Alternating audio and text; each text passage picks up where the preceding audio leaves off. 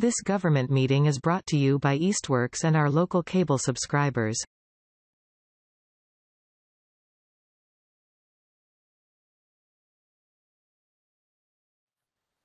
Okay. This is the Easthampton Affordable and Fair Housing Partnership. It is Monday, February 27th, and it is 6:04 p.m. I just said this, but I'll say it again for the recording. We do have an amendment to the agenda, and that the 385 Main Street developers are not going to be joining us tonight. They were not ready. They needed more time. So I let their consultant know when our next meeting is, and maybe they will join us at that time. But I did mention that it's helpful to come to the partnership early so that when you go to other things, we can be there to support you because we will already know what the project is about. So we'll see what happens. So they won't be joining us, which means we could end up with a, not need as much time as we might have a short meeting, which is fine. I did send the December and January meeting notes the other day, so I'm hoping we could approve those tonight. I don't know if folks had a chance to review them. If anyone has any edits or comments. I went back and actually watched the recordings, which is very helpful and weird, but it's also helpful to remember to catch everything. If no one has any comments, we could take a motion to approve them. From someone. I'll move to approve the January and December minutes. Can I second that? All right, because I'm assuming Jackie wasn't here, so she's not going to second. I will second. So we need to. So we'll do a roll call to approve them. Jana, yes. Chaim, yes. Jackie abstaining. Okay.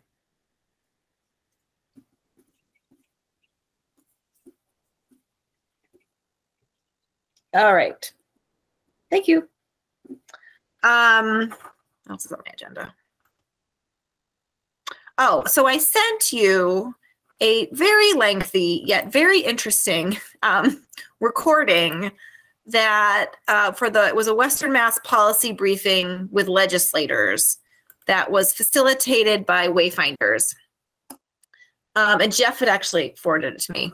I did not, admittedly, also did not watch the entire thing. But some of the data is from the housing study, the regional housing study that was done a few months ago. It was part 2. There was presentations by the Western Mass Network to End Homelessness.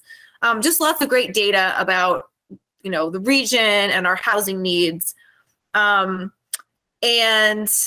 it would be great to share this recording with folks that might find it useful and help with decision making. So one suggestion is that we could write a letter to the planning board or an email to the planning board saying, hey, there's this great thing. We think you should watch it. It might help show why we need, the need for housing in our region. Because it talks about all kinds of housing. So I didn't know if folks had a chance to watch it or watch parts of it, or if anybody has any comments about it.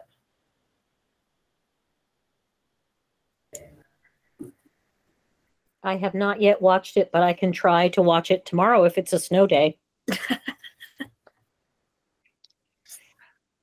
I sort of leafed through it a little bit. I plan on watching the whole thing.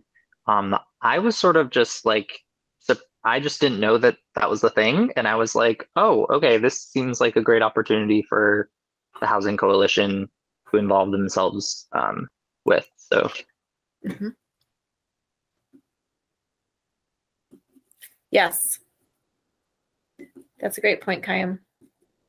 Well, I mean, do folks want to take time to watch it before we decide if we want to send it off to the planning board?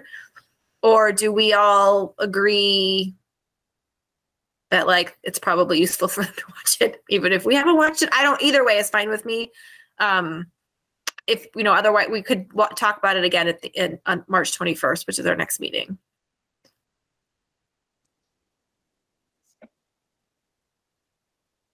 Jamie, do you have a comment? You look like you want to say something. I do. I think that if the housing partnership hasn't watched it yet, I have not watched it yet. Yeah. I keep intending to watch it during my lunch breaks, but then other things come in. But I wonder if it's reasonable to think that the planning board would actually spend an hour and a half watching this on their own.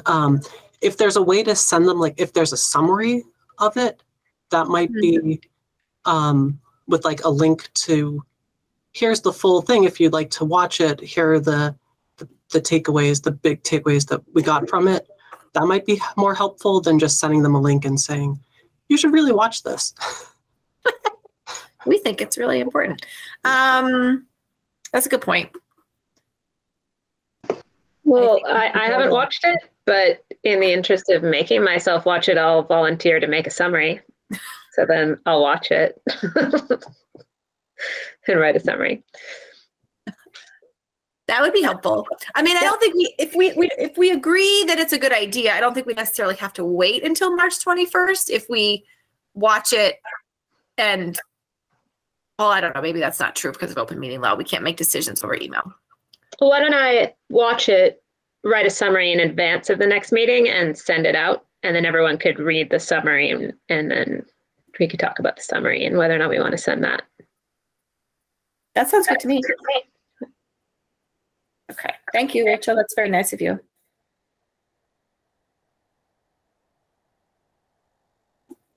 And I'll also I will also watch it. I started watching it and then I was kind of like, oh, I know some of these things. And then I got, again, it's an hour and a half. So it is kind of long. And I don't expect the planning board to necessarily watch it, but I also feel like it's our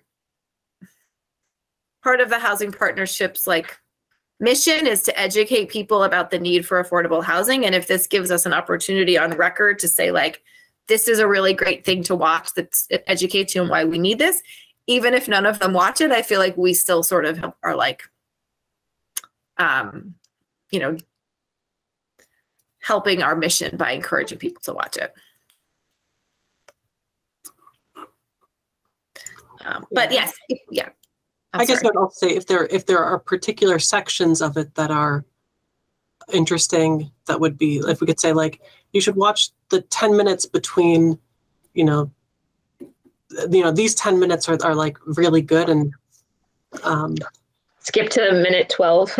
Yeah. Yeah. Yeah. I make a little map sort of like that. That's like key points in the video. That'd be great. And we can also, I mean, in addition to the planning board, if there are other folks that you thought should get this, I mean, I think most of the elected officials in Easthampton understand the need for housing. But it might help to be sent to City Council as well, or I don't know.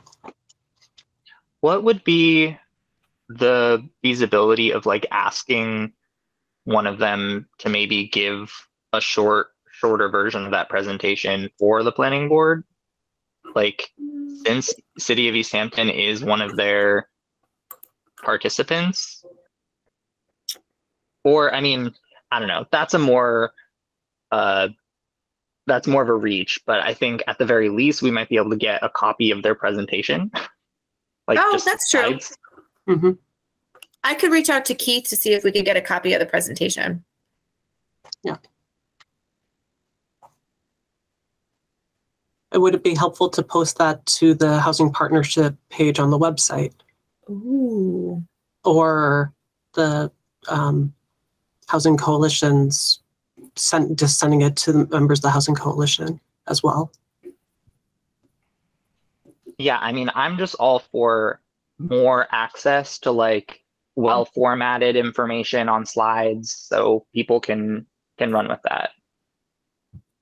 And I will run with it too, because I want to make social media graphics and stuff like that. So that'll be helpful. Yeah, that's a great idea. Okay.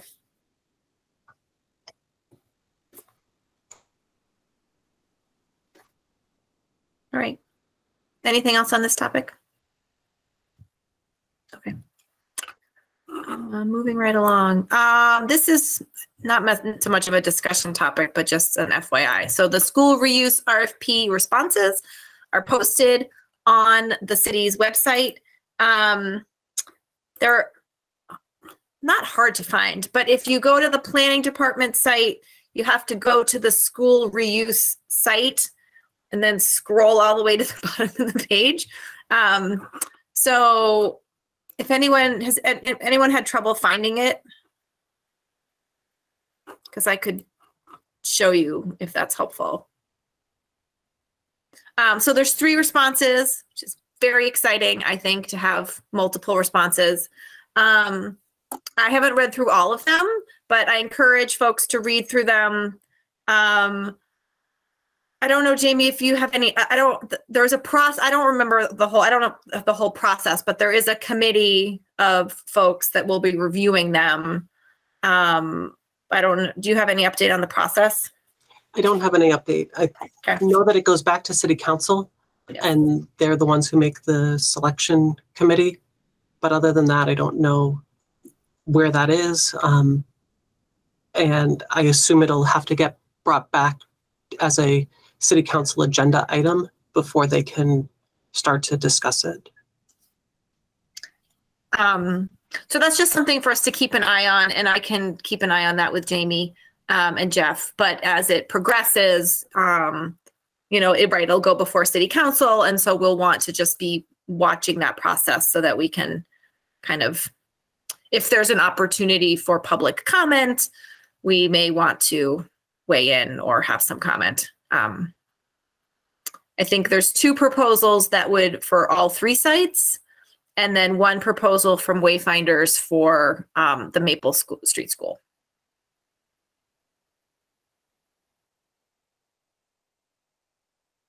And I might be wrong, but I'm pretty sure there's like a due date. Before March 31st, a recommendation has to be made. Is at least what the planning department website says. That probably makes sense, because the selection committee reviews them by March 31st and makes a recommendation to City Council. Okay. There's nothing on the upcoming City Council agenda for the school reuse RFP. Okay. I'm sorry, Jenna. I was looking through the planning department website trying to find it. Can you say again, navigate me to that place? Yes. So you go to planning board. Yep. Planning department, planning, I guess. All right. And then if you see, now I have to remember. You can also Google like Easthampton Elementary School reuse, and it'll take you to that page. And then if you scroll all the way to the bottom. I think I found it. Yep. I found it. Thank you. Okay. See, I can't even find it again. Yeah. Well, it's a little buried, but that's because there's so much cool stuff going on. Right, Jamie?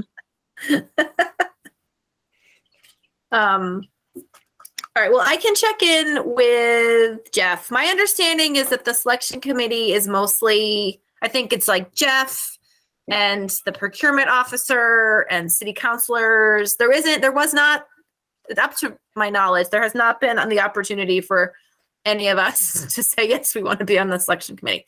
I think that's been pretty set, but we should keep it updated on how it's progressing, so that because we might want to weigh in. And I haven't read them all, so I encourage folks in their free time to take a look at them. It does say a decision has to be made by March 31st. Okay. When is the next planning committee meeting for planning board? Well, there's an evaluation committee that's separate from that. Yeah. But so Jamie said it wasn't even on their agenda at all. It's not on city council's agenda yet, it doesn't seem like. Right. And so they meet on the 1st and then they'll meet again on the 15th. But it's possible that it doesn't have to go back to the city council. I was under the impression that everything had to go back to the city council for them to make their decision, but maybe the selection committee makes their decision and then sends that to the council for approval. I'm not really sure what how that's working. So I can ask around and have an update. Yeah, so that would be good to have clarity on that, because I've also gotten questions about how that works in general. And like, I was under the impression that the mayor was putting together a committee, and then that committee's recommendation would then go before the council to then get a yes or no, not. It says all of that on the bottom. Can I read it? Yeah. Yeah. So it says, the next step of the process will be for an evaluation committee appointed by the mayor to review, and rank the proposals pursuant to the evaluation criteria listed on pages 29 and 30 of the RFP, and make a recommendation to City Council prior to March 31st. Based on this timeline, City Council could begin its review and decision-making process in April. Okay. So then that makes sense that they have till, I would guess, March 15th, because that's the last meeting in March for City Council. And so the selection committee or the evaluation committee would make their recommendation, and then City Council would get their turn on it beginning in April. Okay.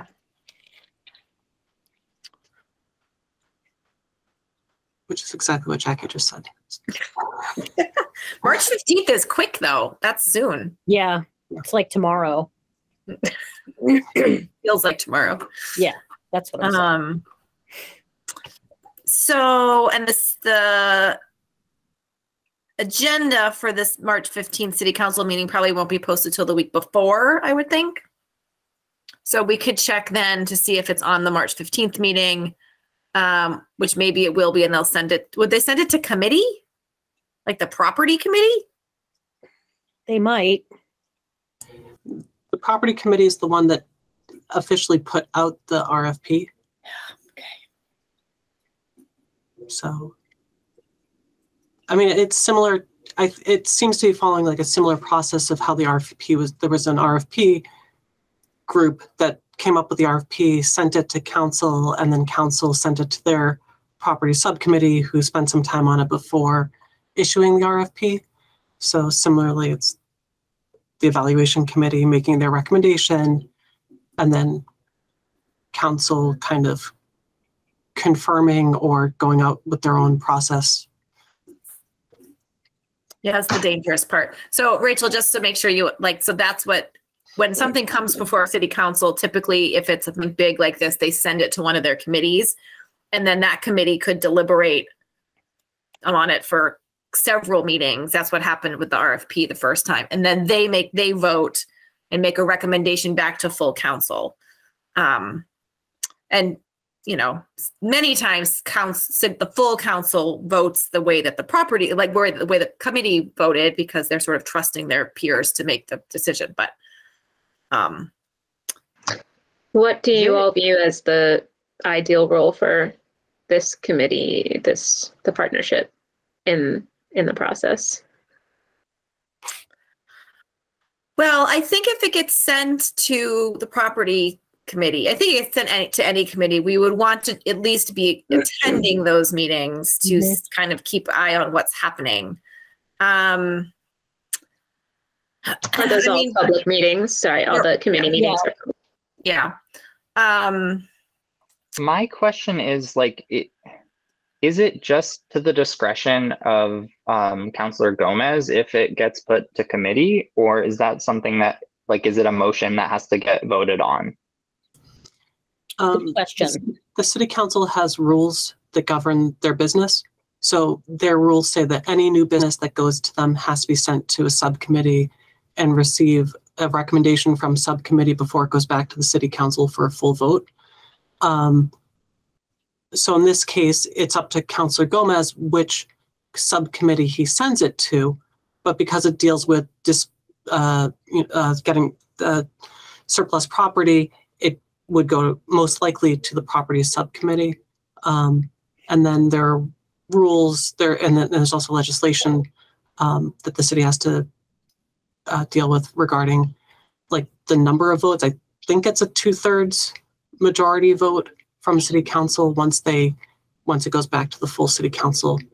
And then anything that the city council does, it has to be that the mayor has a veto or can approve that motion, not the motion, the legislation they come up with. So it's a little bit up to Councilor Gomez, but really it's their rules. Okay, so we're going to be dealing, we're going to want to be like interfacing with JP or Councilor Kwasinski. He's the chair of the property. Is he still the chair of the property subcommittee? Then yeah. Yeah, I mean, it's also possible that the city council could create an ad hoc committee just dealing with the schools. So I would just keep an eye on the March 15th agenda. I mean, I think, Rachel, to your point, I think, part of our role is probably to just kind of keep an eye on the process.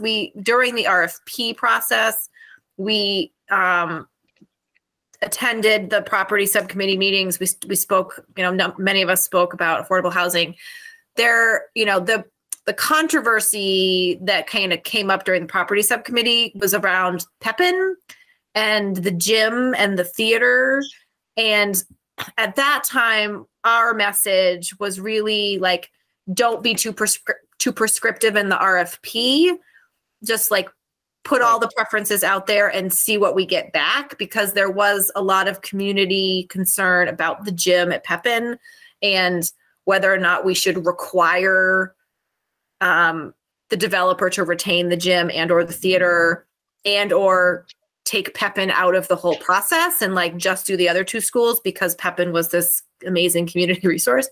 And so our job at that point was to just say like, let's not be too prescriptive. Let's just put it out and see what we get back.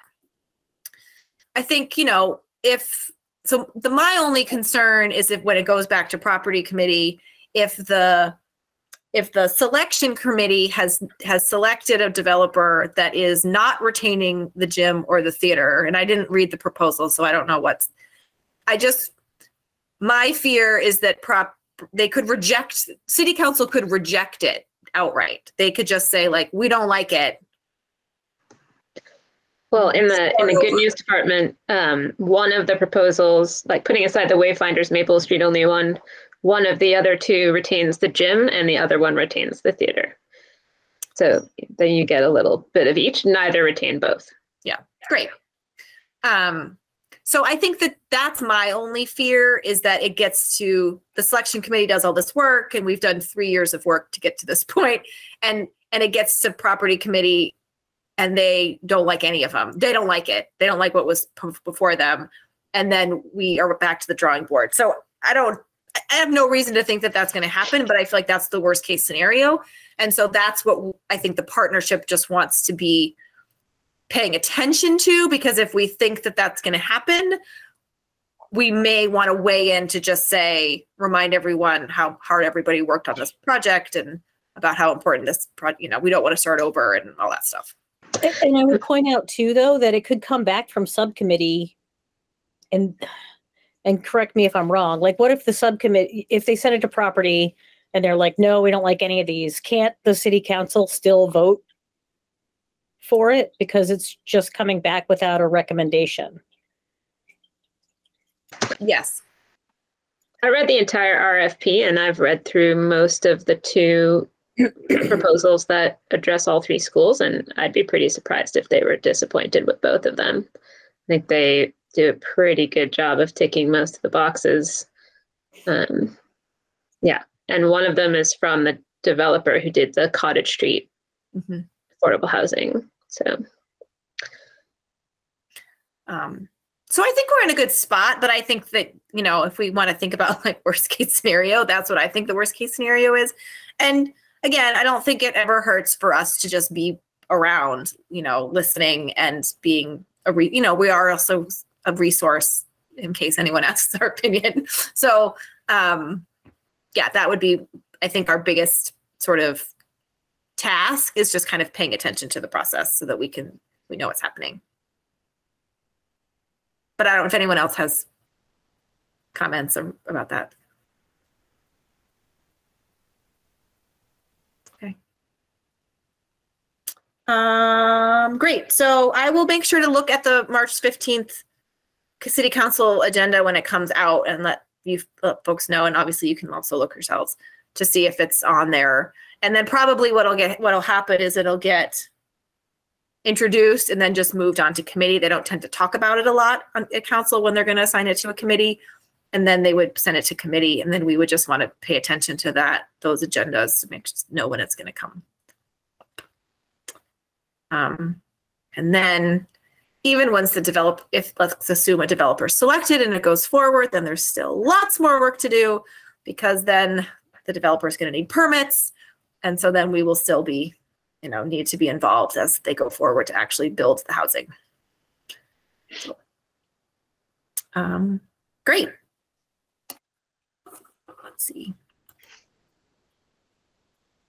So left on the agenda is continued recruitment discussion. I had sent out a revised committee description, and then housing coalition updates and advocacy updates. Does anyone have anything else they want to add to the agenda?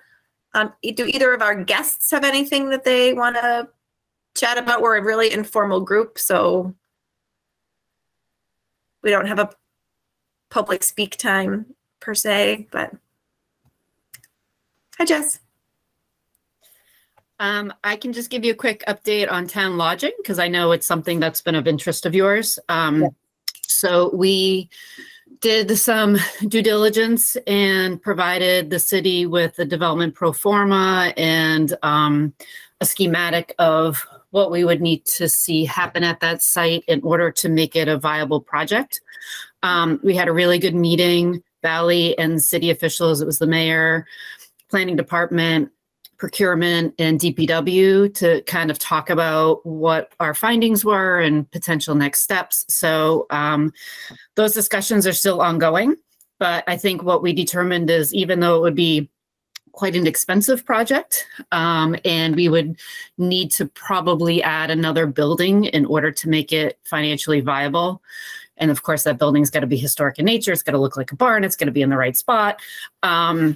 That it has the potential to be a project. So we're still having those discussions and we'll kind of see where they play out. Our next step is to do an archaeological report. So I have put out contacted our historic archaeological consultant and he is putting a scope of work together that is needed in order for us to make any determination of where we could potentially build on that site. It really has to come down to those foundations. There's like 4 foundations that are contributing to the historic register designation. And we need to get some guidance from MHC on if they can be disturbed and what level of disturbance, do they have to be saved? So there's some back and forth. That work could potentially take a lot of time. My understanding from my consultant is that just getting the permit from MHC to even conduct the work could take several months. So, we're moving ahead with doing the getting the scope and moving ahead with the archaeological report. But it could definitely take some time in order for us to get that work. So that's the update on town lodging. Unless Jamie wants to add anything else. Don't we still have a lot of CPA money that can be used for affordable housing? Yes, we do. Okay. And we have a lot of affordable housing projects that would like to use all that and then probably 100 times that. Yeah, I think it's going to get a little tight with the schools and potentially what's playing out on Main Street and what's happening at the former Tasty Top site and town lodging. I mean, that's 4 active projects that are kind of being worked on by different entities, development entities, which I think is kind of exciting to see the city have, 4 distinct different development entities moving ahead on projects. So. And Jess, these would be enhanced SROs. Is that still the model that you're looking at? I think what we're looking at is doing enhanced SROs in the existing historic building, in the existing town lodging house. And then for the new building, looking at 1, 2, and 3 bedrooms, family housing, probably a townhouse style, so we don't need to do an elevator. We would probably need to do an elevator for the historic building. Question in my mind is whether we can build out some of that attic space. It seems like viable for at least a couple of units, but you know, we need to get an architect in there to really give us some assistance and determination of how many units we could really get in that building. We're guesstimating 12 at this point. Could be 14, could be 15, but certainly not the 23 that the deed restriction lists right now. So. And then would the deed restriction have to be amended? Yeah. Okay. It would have to be, yeah, absolutely. We would want these in perpetuity. The deed restriction actually expires probably somewhere between 2030, 2032, somewhere in that range. It was a 30-year restriction with the start date being the day the construction ended under the last city project, which used CDBG funds there in the early 2000s. So whenever that end date was, is kind of the start of the affordability restriction. So it's 30 years from whatever. So we're guesstimating probably somewhere between 2030, 2032. Okay. Great. Does anyone have any other questions for Jessica? That's awesome. Thank you for the update. Sure. Appreciate it. Before we dive into committee description, do you have any Housing Coalition updates that you want to share? Anything you want us to know? Not anything huge. I was gonna note that after I looked at the Western Mass Housing Coalition video that I was gonna reach out to them. Yeah, I'm personally just, you know, trying to draw from members for some of the stuff that we're planning on. You know, I have a lot of capacity organizing wise, but, you know, I'm in grad school, so I can't do all of the things that I want that group to do personally. So that's still a work in progress. And that's also part of the whole recruiting thing that's just ongoing as part of that group. I think something that I am doing just, you know, for my work on this committee and also for that work is summarizing those proposals, getting them into some more digestible formats. So like, you know, like you mentioned in the last meeting, when I'm responding to people on Facebook, I can, you know, post little graphics that show like, here's what here's what the project actually looks like. Here's what those apartments are actually going to cost, you know, kind of thing. So yeah, that's sort of where I'm at. And our next meeting will be on an undetermined date in March that I haven't picked out yet. So I'll let you guys know when I know that. Awesome. Thank you. All right, well, we are moving right along in our agenda, which is always nice. Let's talk about a center revised committee description based on our meeting last time, and made a couple edits, added the emergency rental assistance program as an activity to talk about things that we've done. I love the idea, Jamie, of adding the slides from that presentation as like an overall view. We can also add the, there's been a couple housing studies that have been done recently by UMass Donahue Institute for this group of this Western Mass group. So we can also post the housing studies. I can find them. Can I just pop in to say that the link on the Fair Housing Partnership page has an outdated version of the housing plan on it. It's got the like 2015, not the 2021. Yeah, I started reading it and then I came across the other one and was like, wait a minute, these graphics are better. And then I realized, yeah, there's a newer version. Oh yeah, housing production related documents. That is the old one. Yeah, okay. Thank you for letting us know that. Jamie, can you fix that? Yes, I will. Once I can do that pretty quickly because it's just changing a link. And then the other things we can, once the committee decides what that language should look like and what things we want added, I can help get those updated as well. Okay. Did anyone have comments on the more recent description? Oh, she was here. The only thing that I noticed that was, and maybe I just read it too fast, but in the past, we used to say, you know, that we were supporting the creation and maintenance of affordable housing, and I just didn't see those words in there. And I don't know if that matters that much, but does that make sense? Yes. I think it currently says, well,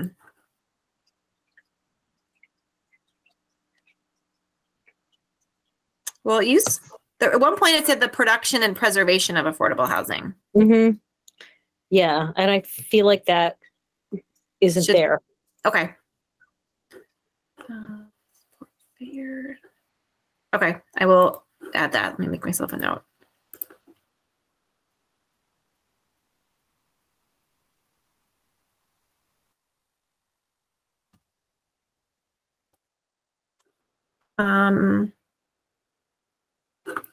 Any other comments? One thing I would love to talk about tonight is future goals. So we have some stuff about our mission and like some of the things that we do, some of our recent activities. And then it was suggested last time that we talk about like, what are we working on now? Which we could also elaborate more on what are we working on now. But I don't know if anyone has thoughts about that besides recruiting new members, because that is one of our goals for 2023. We could add in, you know, supporting current affordable housing projects before the city. I think that's a good thing to add. Right.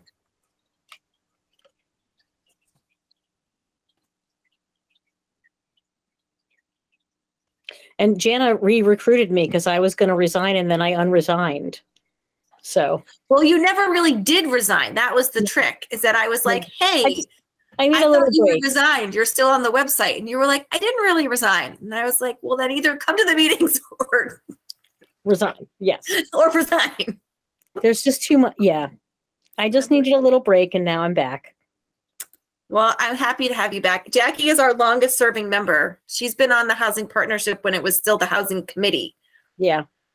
Which was a really long time ago. I won't say. I don't even know how long ago. Well, I'll tell you that my younger child turns 16 next week, and I was pregnant with her when I did the master plan committee. So, yeah, long time. Long time. Yes, Jackie has a lot of institutional knowledge. Right. Can I like wrap a question I have anyway into the conversation in a somewhat maybe sneaky and off-topic way?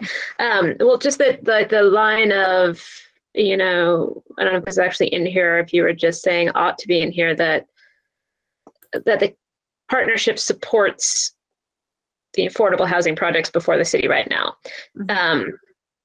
I'm wondering is it that you support, or do you evaluate and make recommendations? For example, I'm not a member of the partnership, but I've been reading through the Sierra Vista Commons proposal, and I have to say that I'm very much not in support. Not because of the affordable housing aspect, and I think it's very necessary, but the site plan I think is really not well thought out, and not in any way responsive to the site, and not creating good space for the people who would be living there either. So I intend to write, you know, to post to the planning board in opposition.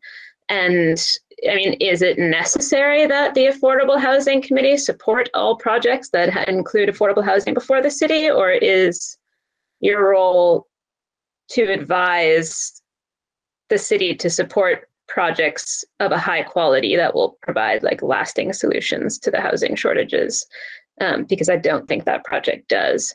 And would that preclude my ability to participate in the partnership if I don't support that? You know, like it's a real question. I certainly support the addition of affordable housing, but not at all costs, you know, not at a cost to the environment that I think is, the Pocumtuck study showed clearly that there are ways to do it that are a lot better, and so, you know, but it's like, I see the conflict there that it may be that this committee wants to elevate issues of affordable housing above all others. If that's not the case, then I would maybe consider rephrasing the idea that you would just support, right? Like, is there a more nuanced role that you play?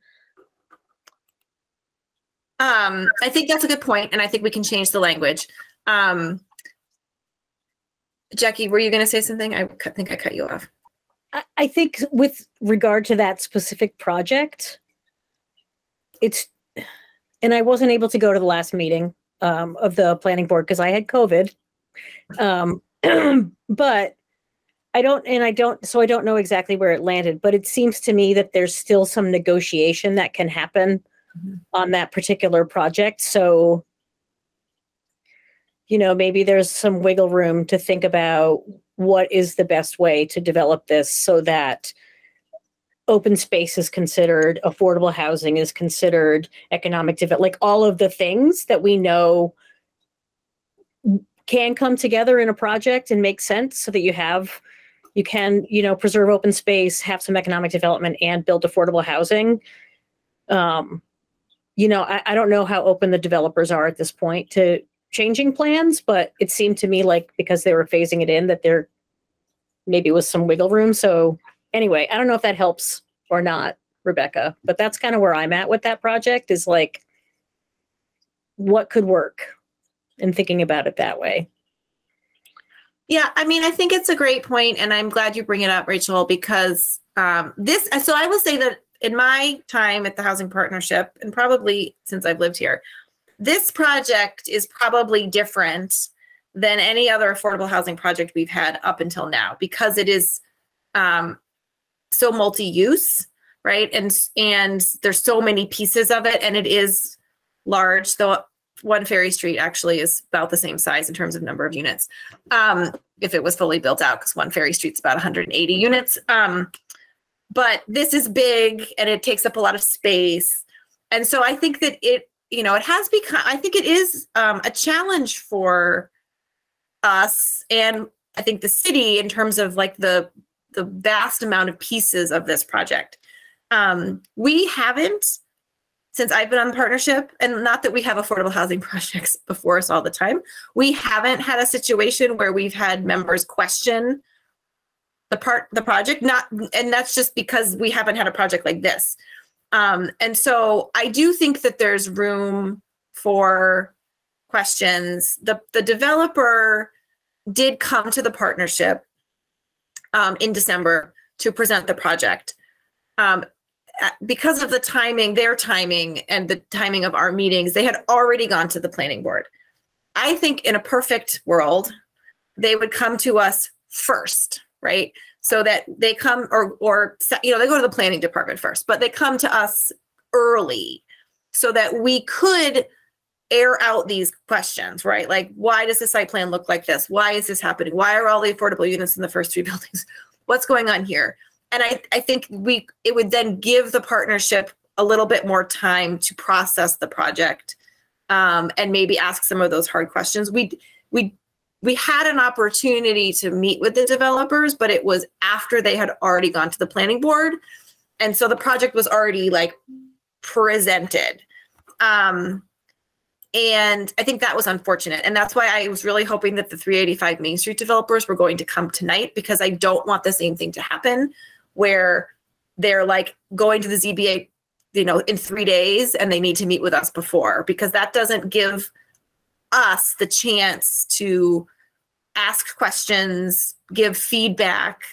Our role as an advisory committee is really to like give feedback and give, advise the other, boards or committees that ask for our opinion about affordable housing. Like that's supposed to be our area of expertise. I think I'm kind of rambling, but so I think that there are a lot of people that have a lot of questions. I agree with Jackie that the process has a long way I see it has a long way to go. And that I do think that the developer is going to need to make some changes in order to address some of the concerns that community has brought forward and that the planning board is likely to bring to their attention around traffic, open space. The last planning board meeting, they really didn't present that much.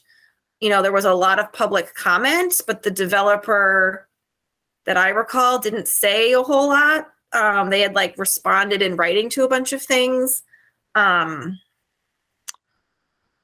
I don't know. I can stop talking if anyone else wants to talk, but I don't know if that helps to answer your question, Rachel. I think this is a complicated project, and this has become, I think, something that the housing partnership hasn't actually grappled with yet because of the size and scope of the project. Yeah, and I also think and I do appreciate the nuance that brings, because that there have been questions both in this committee and also in the Housing Coalition of are we making perfect the enemy of the good here? What power do we actually have in stopping this project? And, are we looking a gift horse in the mouth kind of thing? But there's also the very real concerns and questions that you're bringing up, and questions about the name and questions about, how they're distributing the affordable housing units, and all these things that I think, like Jana said, would have been better. It would have been better if we had the opportunity to bring that up. And I also think something that complicates this specific project is the fact that it also involves conservation land, or land that, the Conservation Committee sees as important, which I think it creates this weird conflict of interest, I guess is a good way to say it. Where we want to hold space for that perspective of the Conservation Committee and the perspective that you're bringing, which I think is really on the mark. So I don't think that there's not room for that nuance on this committee. I just think, like Jana said, it's something that we're still figuring out, and this is exactly the place to have these conversations, I think. So thank you. I mean, it's impossible for me to look at that site plan with anything other than the eyes of a person who's looked at a lot of site plans and say, it's called Sierra Vista Commons, and none of your buildings have a view of the mountain, or are oriented for solar production, which I believe is required under the new stretch code. So it's it just looks like somebody plopped a bunch of squares on a map. And I question as well, what is the quality of life for the people living there surrounded by parking lots, with no connections to the green space that is literally outside their door or the other buildings, or safe passage to pedestrians were killed on that road in the winter. And I would hate for it to become a conversation of, you get this or nothing, because I think that the Pecumtuck approach, the Pecumtuck Conservation Commission, Society, whatever they're called, nonprofit approach of making that document that they made showing several alternative layouts with similar amounts of square footage, to me is an excellent approach, because you're saying, look, we hear what you want to do. We're supportive of your big picture goals. What we don't like is the approach you're taking to get there. Here are some alternatives that show there are other ways. And I think that's an excellent tool to bring into the conversation. And I think that developer needs to hear that kind of criticism. It seems like a very thoughtless approach, very urban, suburban sprawl type of development. And there are other ways. But yeah, it's tricky because I plan on signing my name to something that's going to be posted on there, and I don't want to be, and I certainly won't be phrasing it as against the affordable housing aspect, but more that there's a way to bring that together with some of these other concerns. They don't need to be in opposition. but it requires like synthesis of all of these realities, and that doesn't seem like they're taking that approach. I think that that's what needs to be revisited. But I know that both, Kaya, Miu, and Jenna spoke at the last planning meeting, which I was at, because they were also talking about the development next to my house. And so it's just, trying to figure out exactly how much of a unified front you guys want to present, and where I could fit into that. Yeah, I think this project has definitely been a different experience for the partnership in terms of other projects that have come before us. And I think, again, I wish that the timing of everything was different, so we could have had more time to talk to the developer. I think, from my perspective, when I think about the partnership's job, and maybe this is the wrong way to think about it, is that I feel like my job is to talk about the need for affordable housing, talk about why we need development, talk about why we need this type of house, why we need affordable housing in general, explain the need, what affordable housing is. I feel like, because it's not my area of expertise, like the design piece, the open space piece, the traffic piece, like there's other people who have that expertise. So like my comments haven't been about really the site itself, because they've really been about like, why do we need this housing? Because I want the planning board to understand that piece. And in the housing production plan, this site was one of the selected sites in the production plan to showcase that affordable housing could go here in around the same number of units that are being proposed. It didn't include the other commercial spaces, and maybe had a better design. I don't remember. It's in the housing production plan.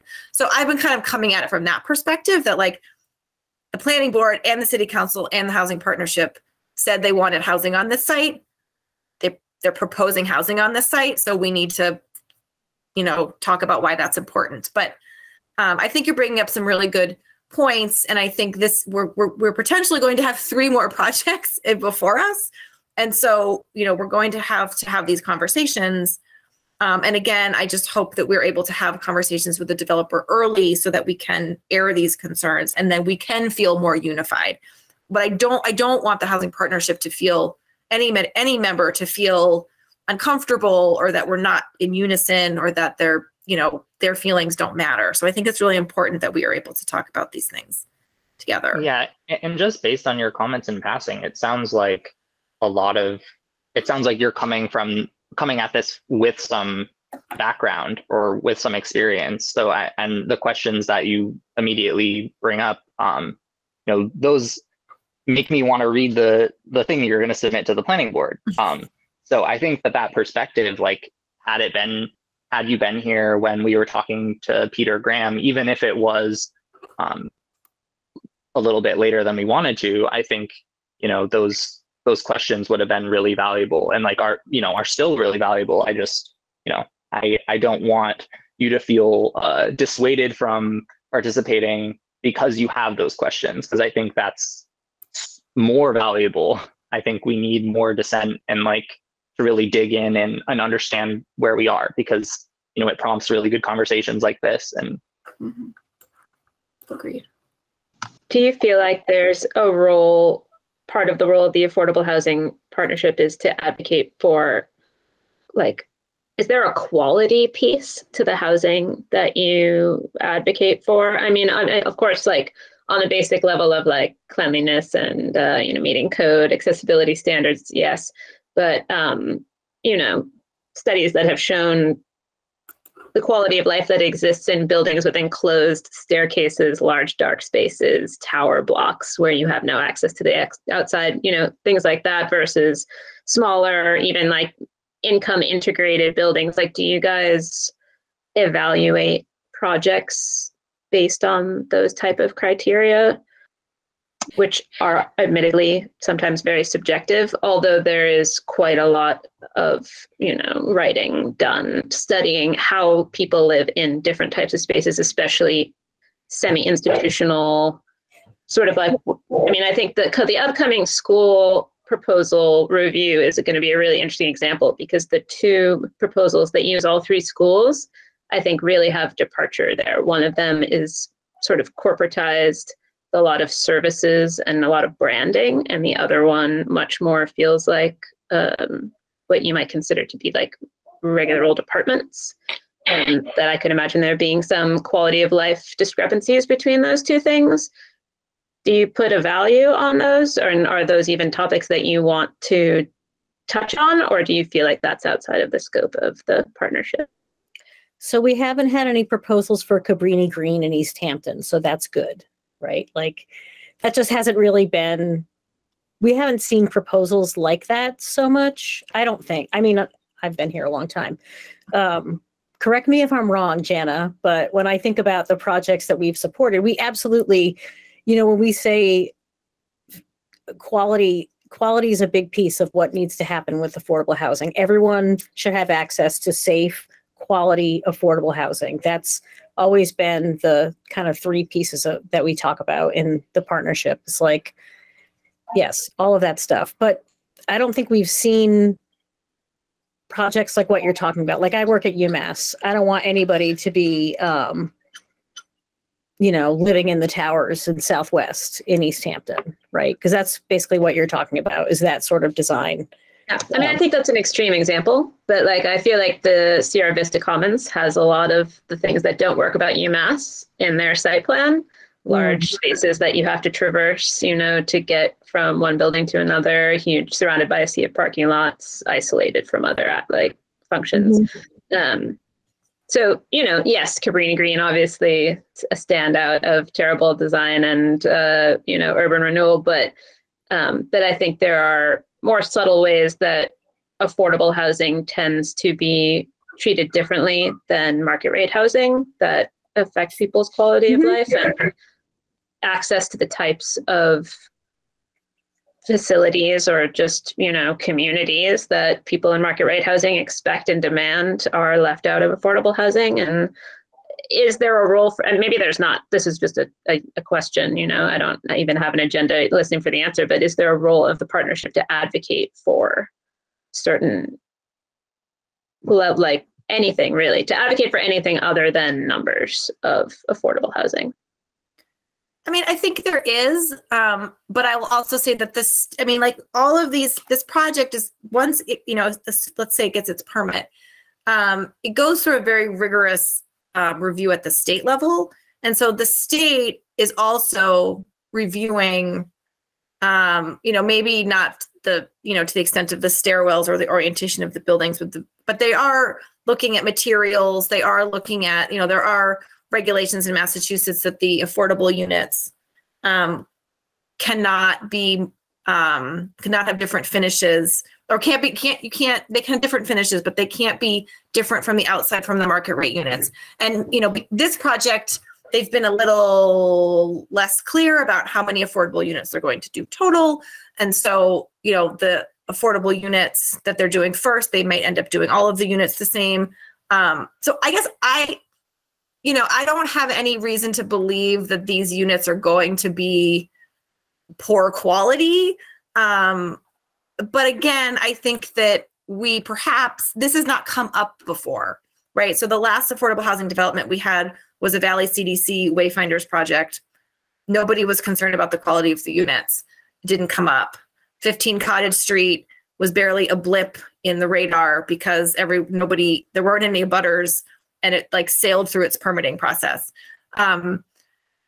So I think these are good questions. I mean, again, my phone's ringing, so clearly school's being closed for tomorrow. I think this is certainly something for future developments we could ask more questions about. Can we talk about what are the inside of the units going to look like?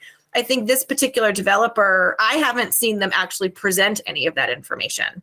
And I mean, they haven't gotten to that level of design. And just to clarify, like I'm not talking about the quality of finishes so much as the site plan and how they're arranging the buildings and their relationship to one another and the other features on the site, which I think is the only point that they've gotten to, you know.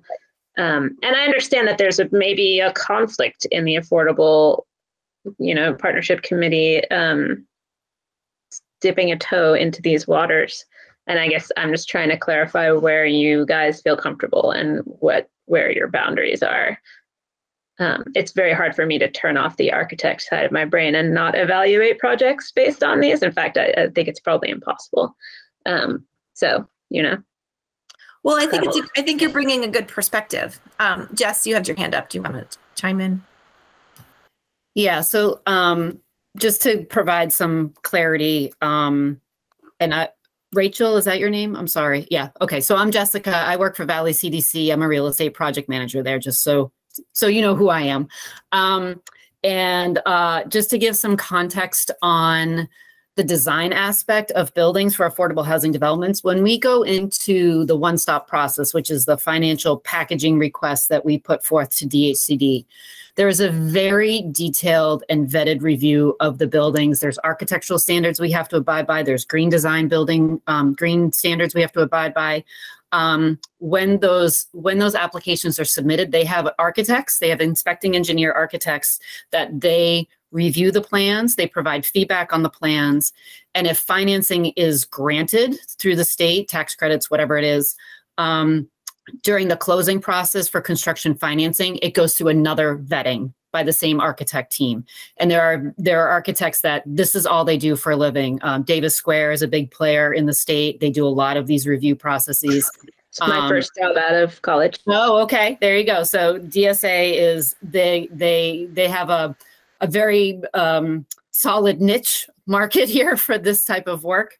Narrowgate is also another architecture firm and they go through it. I mean, the standards that we have to meet for the building design are very strict, and we actually are held to a higher standard than most private developers are, quite frankly, which therefore makes the cost of building affordable housing so expensive. Just wanted to provide you with some comfort that while they're getting through the permitting process, that's one step. Once they submit a one-stop application packet, those building designs are going to get totally weeded down, vetted by an architect team to make sure that they meet the DHCD standards for affordable housing. I think we're talking about slightly different things, but that's also very interesting. Does the state employ the enterprise green communities? It's noted now as something they want you to try to hit in your design. So passive house, net zero design, we're held to the highest standards. We're expected to meet them. Your project, it's a very competitive financing project. And if you want to get funded, you want to be doing these types of designs. So a project that we have under construction right now in Amherst is a passive house design. It's our first passive house, but the cost of building it is extraordinary compared to if we were not doing a passive house. We follow those standards and we try to meet them. As far as the site design, I will say that this project is partially being permitted under the 40R district, which has its own design standards. And I would expect that the planning board would be looking at those design standards, which talk about pedestrian access, open space, all of those things that you're talking about, that they are in the standards in the zoning already. So they should be looking at those, I would expect. I'll be quiet now. Unless you have that's really helpful, Jess, because you know it better than anybody. And again, I think that it still feels early in the process. The planning board hasn't even really said anything yet, right? They're just listening. And again, I don't think that the developer has really even said that much, in my opinion. I just remember when Valley CDC did Parsons Village, I felt like Joanne Campbell was talking all the time. And I don't feel like they've talked hardly much at all. And so I do think that there's plenty of room. And, Rachel, I would never suggest that you not submit comments. I mean, I think all of your comments are really valid. And again, I think it's just adding things to the radar of the planning board. Like, we want you to pay attention to this thing. That was my point about using the term neighborhood character. Like, I just want you to pay attention to this thing. And, I do hope at the end of the day that we are able to come to a project that makes everybody happy, and that they can change some site plans. I know that they did reduce some of the parking lots. They mentioned that at the last meeting, but I don't feel like they're doing a great job communicating all of this stuff back to the planning board. So. Yeah, and I just wanted to reiterate, I think that your comments specifically, like they're bringing up really great points of discussion and things that I think we're all learning. And I think that the public, if anyone's watching, is learning. And I also just wanted to note, like, there's not many situations, at least in the little time that I've been on the committee, where we have to all sign anything, or like that we really sign on to a single opinion. Like if we're writing maybe a letter to the mayor, or like, you know, we all have to agree to a certain text. But in terms of like our role as members of this committee is exactly that, is to bring concerns and questions and like our perspective as community members, and, you know, with whatever background that we have. And I think that your background is clearly like extremely valuable in the sense of interrogating these kind of issues. And like, I'm hearing, you know, suggestions for how we can talk about zoning law and the different stuff that, you know, we're looking at when we're preparing our comments on the next housing production plan and all this stuff. So I think that what I'm hearing is just a very valuable perspective, and I don't want this project and like the confusion around it to, you know, cause too much or to dissuade anyone from participating further. Yeah, I really hope that the developer can listen to all of the comments and maybe come up with something that makes more sense based on all of that. If anyone's interested in switching gears, I just found out who's on the review committee for the school housing, the school reuse committee. Does anybody want me to read that email text to you? Yeah. Yes. So Salem Derby is representing City Council. Megan Harvey Ward, who I think works for the school department. On the school committee. Yeah, she's awesome. Michael Owens, Jeff Bagg, and Greg Nuttleman. So they're scoring the proposals and then giving one consensus-based report to City Council. And Greg Nuttleman is DPW, is that true? I believe so. Okay. Jamie says yes. Thank you.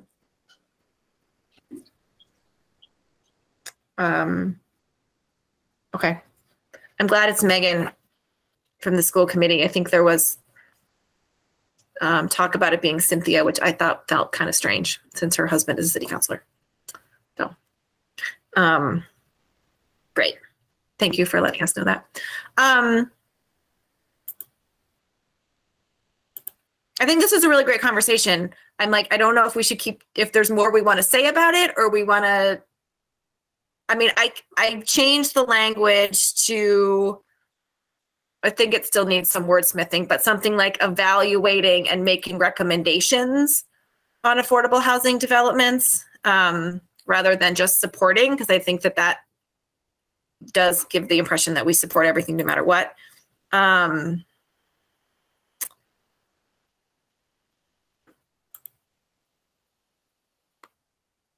I don't know. Do we want to keep, what do we want to do? Rachel, do you feel like we addressed or at least started to address your question? Yeah, no, it's definitely a good conversation to get going. I guess, you know, back to the original actual topic at hand of the description of the committee, I still don't quite feel like I understand what you guys do. Like, after having been to 2 meetings and read your description, and I don't have the constructive feedback to solve that problem, but it makes me think that there's still a little work to be done because it's not quite clear. I think maybe, and I feel like I made a similar comment last time, but it's a bit of a question of, I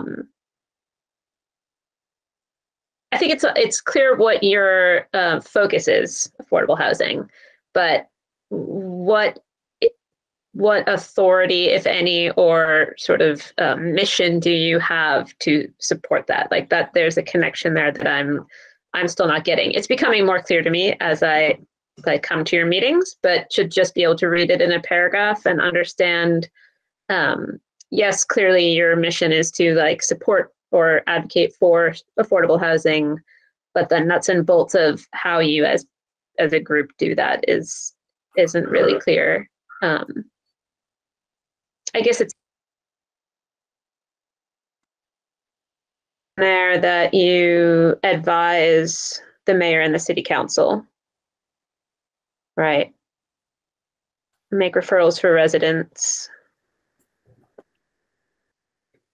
It's just, Yeah, I mean, we have maybe, no maybe it authority. really just reflects the reality that it's a bit vague and hard. Like if I read that and then later someone asked me to explain it to them, I would stumble a lot, I think. I'm not quite sure what the key is. And it might be that it's because you're sort of part of a larger system and, maybe it just needs a diagram. That's my solution. And I think like a lot of city committees that aren't the planning board or the zoning board, like it's maybe not clear. I mean, the Commission on Disabilities has been doing these like meetings where they try to get all the committee chairs together. And there's even some committees that have less focus than we do. So it always makes me feel really good. Like, oh, okay. Like, but I think I think it's hard for me particularly to like conceptualize what, because I've been doing it for so long. Because we don't have any authority. I mean, I think that we are an advisory committee. I think the only authority that we sort of have is just trying to be seen as a body that is trustworthy and knowledgeable, and that people listen when we talk about affordable housing, which I think is actually true. I think when housing partnership members speak before city council, at least, and Community Preservation Act, I do think that they listen. They, we seem like we are the authority on this topic. This is what our role is. But we don't get to vote on anything, and we don't control any money. We can ask for money. We can talk about the need for money, but we don't control those things. So we are stuck in this little bit of a, kind of weird space where we, have to sort of, make our own priorities, come up with our own things of what we want to do. We just happen to be in a position right now where we have all these affordable housing developments before us. So it seems like a lot of, we're more public, but there's lots of times where we're just hanging out in the basement at 50 Payson Avenue, talking about housing and working on things. So it's not always very sexy work, I guess is what I would say. I think you just said something really key, though, that isn't quite in that description, that you as a committee aim to be an authority that can inform the other like decision-making committees in the town. Like that's a pretty key role that I don't quite get from the description you wrote. It's sort of in there, like the language is there, but I would say like, I mean, if I were trying to write this, I would not look at what you've already written, sit down and try to write it for like a 12-year-old, like someone who's writing a book report and has no idea what you're talking about, and you need to explain it to them. Because just then, as you were sort of like off the cuff, I understood it a lot better, I think. Like, okay. And yeah, and like, if the Affordable Housing Committee had a magic wand and could like make any reality they wanted, like what would that reality be? That's the reality you're advocating for, right? One where there's enough fair and affordable housing for every resident in Easthampton. And your mission is to like be a wealth of knowledge and advice for everyone who gets to make those decisions, constantly advocating for that reality, right? Like, somewhere in there, I think it's missing just like the simplicity of like what you want to achieve. Okay. As an outsider, that's how I'm reading it. No, that's good. I can keep working on it and send it around again. I don't, I think that's unless someone else wants to take a stab at it, and I can send you what I have if anyone else has some free time, wants to write it. But I'm happy to keep like plugging away at it based on this feedback and send it around again. Would it be helpful to put it in the chat so everyone can see what you have, or? Yep. I have it open. I've been like making notes on it, but I will not put all that in the chat. Here, I can put it in the chat.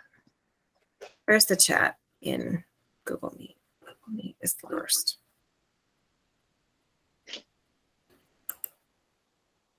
Like, where's the chat? It's on the lower right. Oh, chat. Earlier it said the chat was disabled, so. Can you see it? Except it didn't copy the whole thing, so it cut off. Hold on.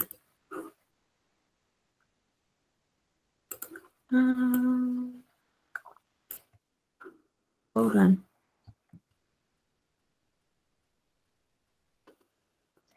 Yeah, and I mean, Rachel, I also, just to respond to what you're saying, I also think your question or your confusion about the mission is apt, because we haven't, like, we're still figuring out what it is we can do other than like just speak at meetings and stuff like that. So like that's still up in the air, and like that's something that I've been thinking about a lot of, like, you know, do we start a publication? Do we get more aggressive on social media? Like how do we build authority for ourselves in that way? But that hasn't been something that we've developed very far at least in the time that I've been here. It's also, I mean, it's, you know, we meet once a month, so we struggle with momentum, right? If something comes up in the middle, we switch gears to the other thing that's more pressing, and then we come back to this. So that's kind of the reality of volunteer city committees, is that sometimes it takes us a long time. But actually, that reminds me, Chaim, that we did talk about social media presence once. So I'm going to add that to our future goals of the Housing Partnership list.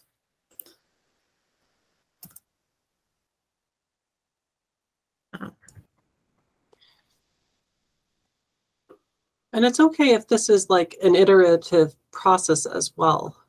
That if the partnership agrees on something now that's better than what's currently up there, we can put that up, and then next month review it and keep going. That's true. Until people don't have any more comments or changes to it. So I just dropped in the chat the Northampton Housing Partnership, which I was on before I moved to Easthampton 20 years ago. That has a very also murky mission statement that I just pasted in the chat. I think it's one of, yeah. Anyway, if that helps. We need to run it through like ChatGPT like 4 times and then like just vote on the best one. Well, I had also, I think I mentioned this once before, I had tried to run it through, we use the Hemingway app at work to try to simplify our language so that it's written at like a 9th grade reading level. And it's hard to do that in this type, like I've done it with this, but it's very hard to do it when it's like technically language. But I think that that's also important, is that it's clear, and using plain language helps it be more clear. Okay.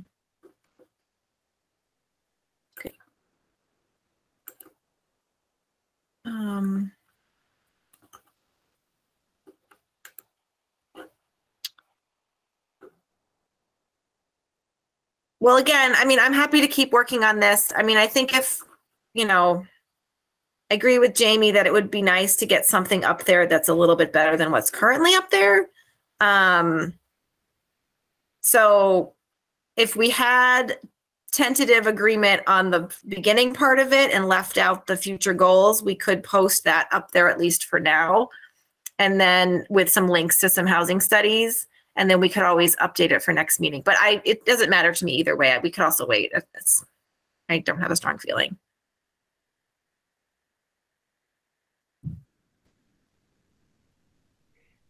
I mean, in the spirit of sociocracy, I would say that this is good enough to try. And definitely with the spirit of continuous improvement.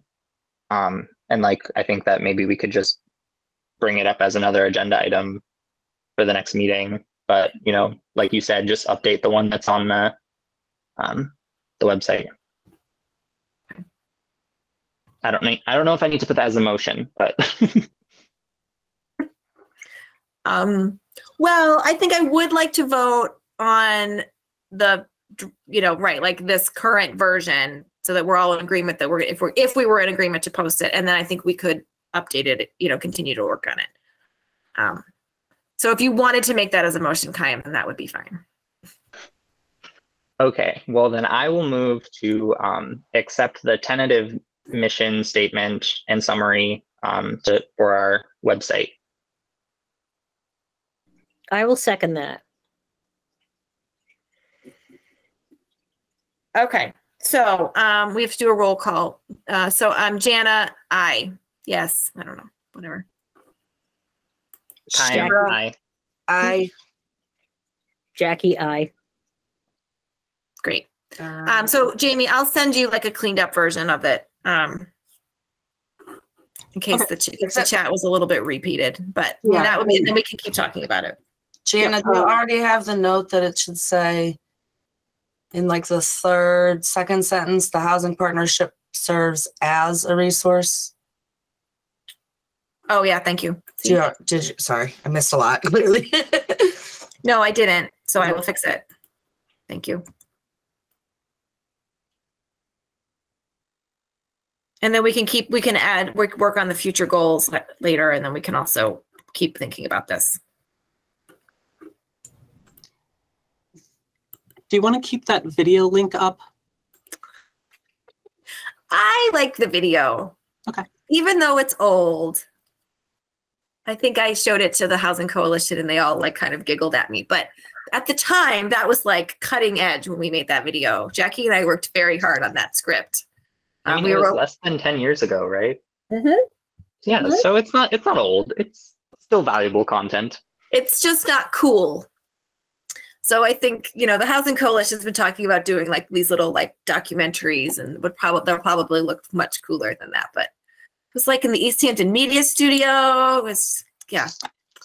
I think we should keep it up. It took us a long time. And then, so I did update the housing production plans now correctly. Oh, great. But if there's other documents or links that people want to include, we can add those as well. Okay. Just, yeah, when you got it cleaned up, send it to me and I can easily just paste that in. Perfect. All right, great. Thanks, Jamie. All right. Any other things? Anything else anyone has an update on?